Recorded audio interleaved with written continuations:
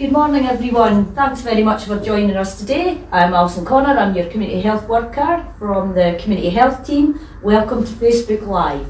I'm really pleased today to welcome Colin Clement from the Stobswell Forum. He's joining me today and he's going to give us lots of information about what the forum's been doing over the past year and future plans too. So without further ado, we're going to get right into the questions. So Colin, welcome and thanks. Thanks for having me along, Alison. That's okay, Colin. Colin, can you tell us what the forum is and what it actually does? That's a really good question to start with. So, the Stobswell Forum is a neighbourhood representative body. It's a neat thing that the council brought into play a number of years ago. It allows all sorts of communities and neighbourhoods to have their own representative body. It's a group of local people. Currently we've got, I think, 11 people, all living in Stobswell and Maryfield. And what we try to do, we've got a nice simple plan. We want to increase the well-being for people that live in Stobswell. What does well-being mean? It could mean anything from street art, to getting security entry systems put on doors, to lobbying Explore for the recent changes to the bus timetables. Could be really anything. Right, so quite a wide variety of things that you're Absolutely. saying. So anything going on in the Stobswell area, people could get in touch with you and find out Absolutely. about it. Colin, like everyone else, we've gone through all the restrictions of the lockdown, etc., and things being very difficult. So Christmas is going to be different this year. Is there anything the forum are doing in the Stobswell area to try and make Christmas that little bit more special and easier for people? Yeah. So let's take a step back. Around about August, the beginning of September, the council decided that they were going to change the way they handled their Christmas celebrations. There was two main changes. They wanted to bring more focus on the city centre, and I'll come back to that in a minute. But what they wanted to even up the playing field for the various different communities and districts spread about the city, outside the city centre. Touching briefly on the city centre, what they wanted to do was answer some of the criticisms we've all had over the years that it just needed a bit of updating. So they brought more focus on the city centre. In terms of Stobswell and the other communities, outside the city centre, there wasn't really a plan. What happened was what had happened every year back into whenever. So what you saw was areas like Broughty Ferry, the West End, Stobswell, we all got Christmas trees and stuff like that. But if you were living in Fintry or St Mary's or any other part of Dundee, you were kind of excluded for that. So really positively, the council wanted to give everybody a chance to participate and do stuff. Now the way they done it was they created something called a festive fund. And what they'd done, everybody outside the city centre, every community group had the opportunity to apply for funds to the council festive fund to put on whatever, whether it be Christmas tree, decorations, anything. And this is a strange year, so anything that falls within the public health thing from the Scottish Government. Okay, and so I think I've noticed on Facebook that down the Stobswell area, specifically Albert Street I'm thinking about, there was an opportunity for people to have a drop-in somewhere and post letters to Santa or something. Well, yeah, we were kind of, so back in August, September, the council told everybody about the festive fund and how it would go about it. So that was quite challenging because some of the things we wanted to do normally would be kind of 12 months in the preparation, and we had to squeeze it into a couple of months. We were lucky enough that we'd done an online consultation before we found out about the festive fund to ask the locals what they would like to see in Stobswell, Maryfield at Christmas. And what came out, by far and away the most popular thing, was they loved their Christmas tree at the Morgan. So to some extent we'd actually got ahead of the game a wee bit, because we knew that if we were going to apply to the festive fund, what we really needed to do was to give the folk their Christmas tree at the Morgan. So we came up with three things we wanted to do. But before that, we had to come up with a plan how we were going to deliver it, because the reality is nobody on the Stobswell Forum has any experience about organising Christmas trees and the like. We just didn't care how to do it. That's the reality. So the first thing we done was we employed an events manager. Oh, very good. Because although the events manager had never organised a festive celebration, she knew, but she was a professional at organising events. So we employed Victoria Tate at the end of August beginning. She helped us with the application at the council, because another thing was we had to get our application in within 3 weeks, which was another neat trick. Yeah. Now the council did extend the deadline later on, but we didn't know that at the time. So what we decided was we wanted to give the folk the Christmas tree that they told us they wanted, but we wanted to do a bit more than that. So we were friends at Audio Wave. We decided we were going to do 3 light nights, light up buildings. We just had our first one last Tuesday in Dundee Street, which was great. I'll talk about a wee bit more of that in a minute. So 3 light nights spread across the area. And the other thing we wanted to do is we wanted to do 2 things. We wanted to have something for the kids, something for the bairns, and we wanted to try and bring some focus to Albert Street. Victoria came up with this idea that we'd have the North Pole Post Office open at 170 Albert Street. It does a number of things. It's a Santa letter drop, so for all the little people out there and not so little, if you've got a Santa letter, drop it off at 170 Albert Street. It also is a focus for donations for the Stobswell festive collection. So, and I'll talk a wee bit about that a wee bit later. So we've got 3 elements to our celebration this year: the Christmas tree, our light nights, and the North Pole Post Office. Sounds great. So is that getting well used then? Have kids been coming along with their Santa letters and posting them? Yeah, we open the post office every Saturday. It's been open a couple of Saturdays already. It'll be open the next 2 Saturdays before Christmas from 10 o'clock on Saturday morning. What we do is we collect donations for our Christmas appeal. We're looking for toilet trays, we're looking for PE equipment for bairns over 11-year-old. We're looking for new hats, scarves, gloves, that kind of stuff, dry foodstuffs and chocolates and selection boxes. It's been hugely successful. We've had people just giving us all sorts of stuff. It's been great. Over and above that, if you come along on a Saturday, there'll be fantastic home-baked cakes, biscuits, whatever, and hot chocolate. So we've turned it into a wee bit of an outside cafe as well. If the weather's no raining, fingers crossed on that. Come along, get a bit of chat, maybe meet some folk, make a donation, drop your Santa letter off, and we'll give you some chocolate and some cake. Now, who couldn't want that? Exactly. A wee request here: if you live in Stobie or Merrifield and you home bake, bring it along, because we want to get it out to folk.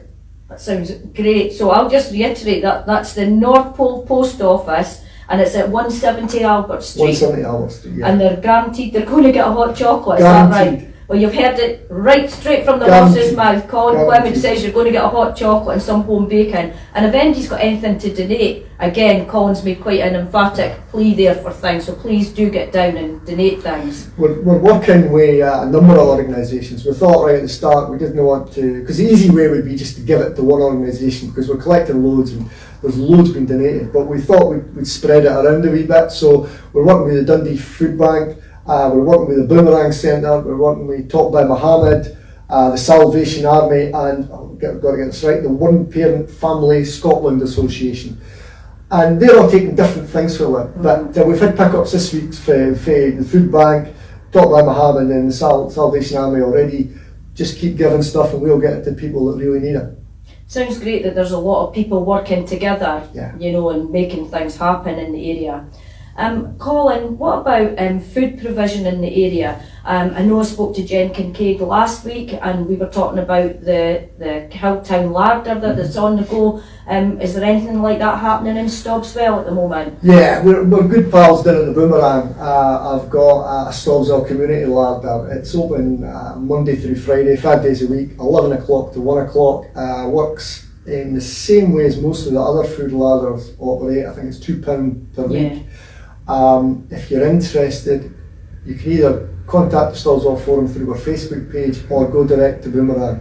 And the folk down there are doing a great job. They are. We had Alison Carr a couple of weeks ago from the Boomerang. And for anybody that wants to maybe get in touch with the Boomerang, you can get in touch through our Facebook live session we're doing now, or phone 01382 455 656. The Boomerang would be pleased to hear from you.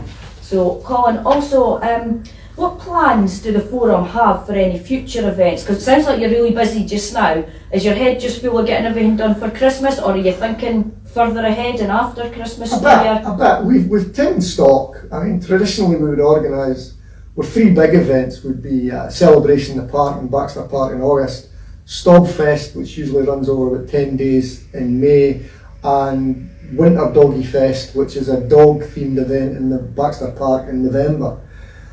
When the pandemic came along, obviously we cancelled these events one by one. It was a bit heartbreaking to cancel them, but what it's done is it gave us a chance to take stock. These events literally take up hundreds of hours of volunteers' time. We for the last 3 or 4 years we've no had time to turn. So the pandemic, the only good thing about the pandemic is it's gave us a chance to have a wee think. And what we're really looking for is people to get in contact with. We're looking for people to help with, absolutely. But we're looking for people to tell us what they think. Because it's unlikely we'll be able to go back and deliver the same events in the same way as we had in previous years. What we'd like to know is what people really want us to do and what you can do to help with. Yeah, because I do suppose you do need quite a lot of help and support to do these Absolutely. things. Because you mentioned 3 very, very big events that happened in Stobswell, and given the fact there's lots of volunteers that helped plan and organise and deliver those events. I mean, I remember going to a Celebration in the Park and thought, wow, there was thousands of people there, Colin, so it's a big ask to keep doing that year after year after year, along with the doggy event as well, and the wellbeing event that you run. So it's full credit to all the people in Stobswell who were involved with that to keep that going. The other thing we've kind of decided already is that we'd like to shift the focus a little. Traditionally, lots of our events have been in Baxter Park, which is great because it's a fantastic urban park. But what we'd really like to do now is shift the focus towards what we call Stobswell West, which is in reality the streets from Dundee Street North. We'd like to bring more events into the streets where people are actually living rather than in the park. We trialled that out. We had our first, unfortunately we weren't able to publicise it because of the public health issues, but we had our first light night in the Pocket Park in Malcolm Street, just off Dundee Street on Tuesday. Our good friends at Audio Vision, as I said earlier, came along and we lit up the buildings in Malcolm Street from about 5:30 to 6:30 on Tuesday evening. The pictures are on our Facebook page. They look brilliant. It was, despite no advertising it, we probably had 50 to 100 people over the hour and a half we were there, and it was really good. It was families, there was young kids, and it was everybody done the social distancing thing. It was just a good night. So we'd like to do more of that, and we'd like to publicise it obviously when we're allowed, and we'd like to build onto that and have lots more events in Stobswell West in the coming year. Yeah. That sounds great, because automatically you do think about Baxter Park, because that's always been the place, because as you quite rightly say, it's a fantastic venue, can host loads and loads of events, but taken away from Baxter Park and going right into the heart of the communities, that's really maybe reaching some people that maybe don't access Baxter Park. So that's a fantastic idea. Well, as is normal with the Stobswell Forum, we'd really like to do both, but we can't. We need more people to do that. So if you're out there and you're looking to get involved, just give us a contact through the Facebook page. That's brilliant. My next question was going to be, how does someone get involved in the forum? Because there sounds like there's all these wonderful things to do, so people might want to become involved. Colin, what's going on? What future plans do the forum have? What are you looking to do in the future, or was it? You mentioned a few of them already. Yeah, I think the forum is involved in lots of different things. We're really good at having ideas, maybe a bit less good in delivering some of them. We take on probably more than we should. So the forum does there's a couple of strands to what the Stobswell Forum does. We have more community events, things like the light nights and the festive celebrations and Celebration in the Park. But there is a harder side to it as well. There are issues. We don't shy away from the fact that large parts of Maryfield. Maybe you should touch on that. What Stobswell Forum is in Maryfield, but where do we cover? Well, the easy way to think about it is we basically cover all of Maryfield, apart from the bit down at the docks that's in the city centre. So if you think about Craigie Road on one side, the Dens Road at the other, Woodside at one side to Broughty Ferry Road at the other, and everything in between, or anything else that interests us. So if you're outside that area, don't feel you can't talk to me. Absolutely. God, that's a massive area for Maryfield then. And maybe breaking it down, I mean, Stobswell, people in Dundee will think of Stobswell, Albert Street. Yeah. And then you sometimes hear the word Maryfield, so that incorporates obviously Albert Street and Stobie, Yeah, and then a much wider area. So is the Stobswell Forum, do you cover just Stobswell or are you the whole of Maryfield? We try and focus on the areas where we'll have the biggest impact, or the areas that have the most need. And the reality is that Maryfield in general is a real mixed bag, like lots of inner city areas. We have really nice leafy streets and parts, and we have some tougher tenement streets in other parts and bits in between. So we try to get involved where we can make the most difference. That's the answer to that. Okay. Colin, is there anything else that you want to go over at all? Have you covered everything, or is there something you want to mention? Just a couple of things. Please go ahead. As I say, we touched on there's two sides. We do the community events and stuff like that, the good stuff. Mm-hmm. But there are issues in Stobswell. Yeah. And I'd like to highlight a couple of the issues in Stobswell. Firstly, private landlords. Over the last years, the council have done some really good work in building social housing and continuing to improve the housing stock. Loads of people have benefited from that.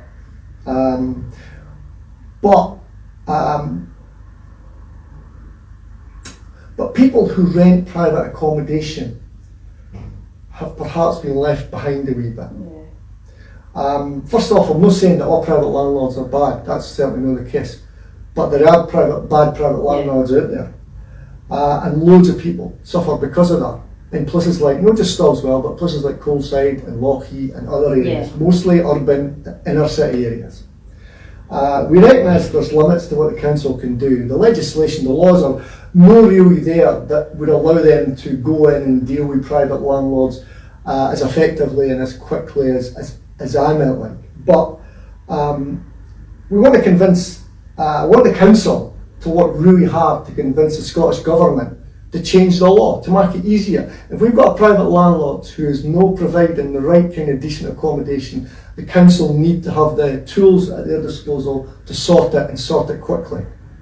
The other thing we'd like to do is to get the council to prioritise people who live in private rented accommodation. That needs to be a key focus for the council and the council officers. It's just not good enough for anybody to say you can't do anything because the legislation, the laws are not right. That's just unacceptable. Maybe we should set up something similar to the Fairness Commission. They could look at ways to put tenants first and target improving private landlord-owned properties right across the city. Maybe that's something we should hang our badge on.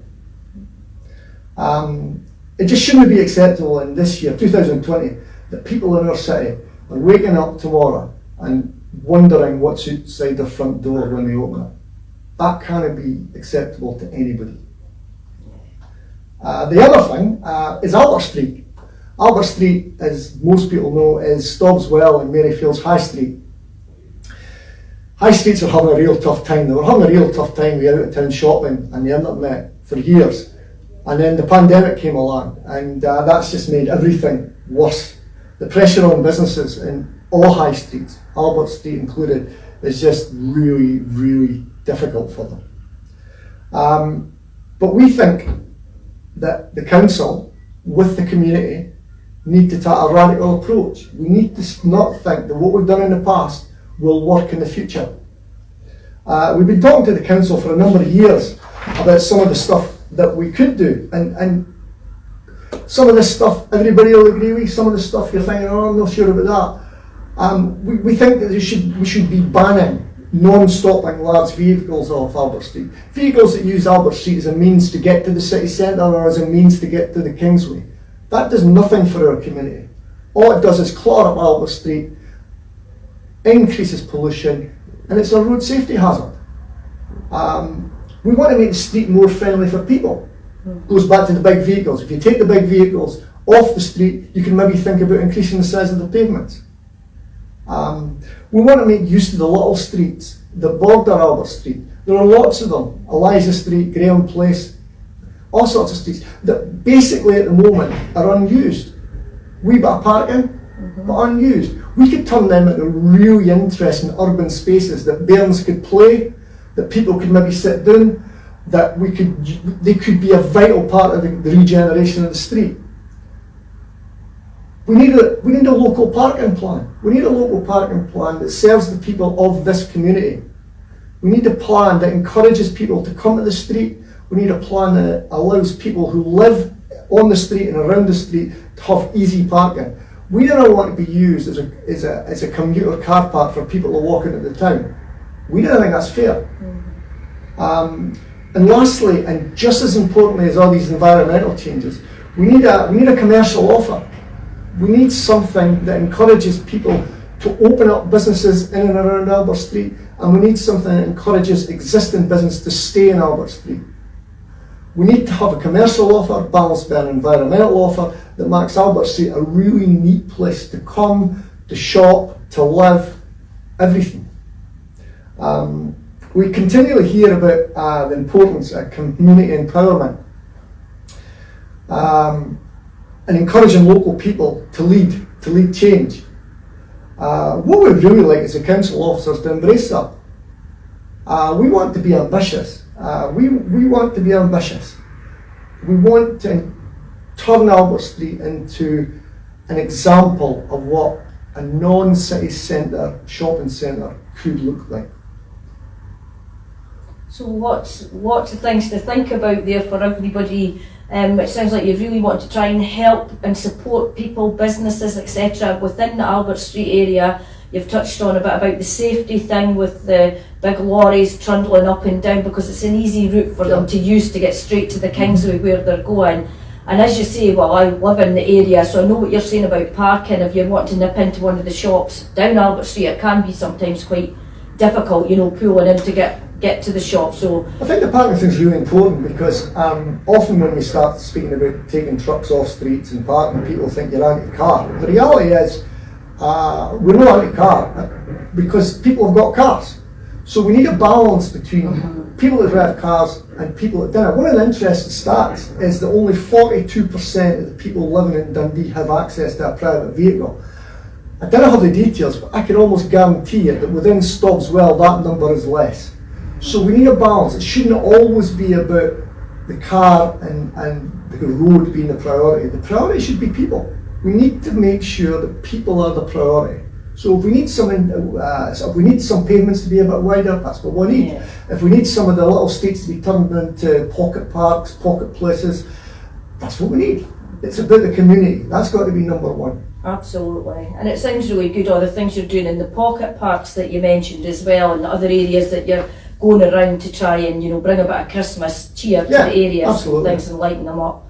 So that's great. Is there anything else you want to go over, Colin? No, really. I think I've talked enough. And the last thing I would say is, look, we're really keen to do more. To do more, we need more people to get involved. Give us a personal message on our Facebook page, and we'll have a conversation.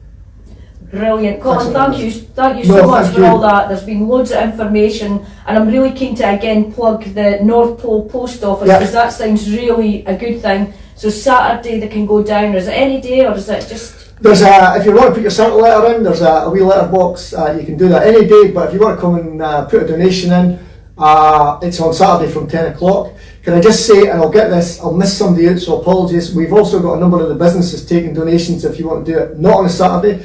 So we have Sharon Allen Hair Design, we've got Room 39 Boutique, we've got the Stobie Chippy, we've got Cafe Enjoy, we've got Butties, and we've got Grewers the Butcher. I think I nailed that. If I've missed anybody, sorry. So if you've got anything you want to drop off, it's not on Saturday, any of these folk will take it. Come along on Saturday, get your free hot chocolate and some great home bacon, if you bring some great home bacon down. Oh, you can't beat that, and you've done well to remember all those names, so well done, Colin. I'd like to thank Colin for coming along, and I'll give you a bit of an insight about next week's session. We can't say who the two special guests are, but be prepared to do a little bit of exercise with two very special guests next week. So please tune in again next week. Before I go, I'd like to say a big thank you to Robin behind the camera yet again, doing his wonderful stuff. So he's done not a bad job there. So maybe he'll reveal himself next week, because I know a lot of people are dying to know what Robin looks like. But thank you very much everyone for tuning in to the Community Health Team's Facebook Live. And again, from Colin and myself, we'll see you again later. Bye for now. Bye.